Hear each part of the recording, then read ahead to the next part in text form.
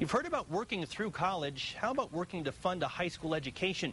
One Albuquerque group is trying to open a Catholic high school where the students would skip class for a day and head off to jobs in the city. News 13's Crystal Gutierrez is live in the Newsplex to explain. Crystal? Tim, it would be very similar to other prep schools. The cost to run it would be in the millions. The students who attend would be wanting a brighter future. But there's a catch. Obviously, these kids that we're targeting can't afford those kinds of schools. The proposed multi-million-dollar Catholic high school would be built in the South Valley, possibly at this church on a Trisco near Bridge.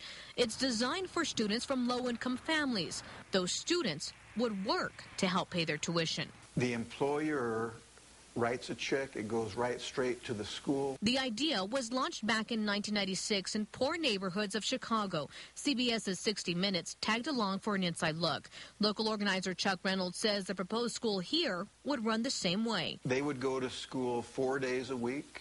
The fifth day, the students will head to work. The jobs wouldn't be your typical high school jobs like working at fast food restaurants. Reynolds says they're hoping to get the kids employed at banks, law firms, and even UNM. If Dr. Schmidley is watching this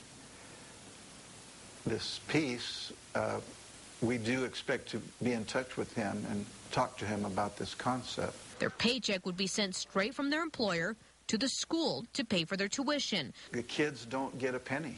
But what they do get, they get a college prep high school education, which Reynolds says is getting them ready for college, something that may never cross their minds. We will take a student who is behind academically and work with that student and try to get that student prepared to enter college. All they ask is that the student be ready to work. Have a little ambition, that are future-oriented and thinking about what they're going to do with their life. The big unanswered question is whether this community will support this school. The biggest challenge might be finding companies willing to hire students at a time when the economy is in crisis and many skilled workers aren't even drawing a paycheck. Tim, back to you.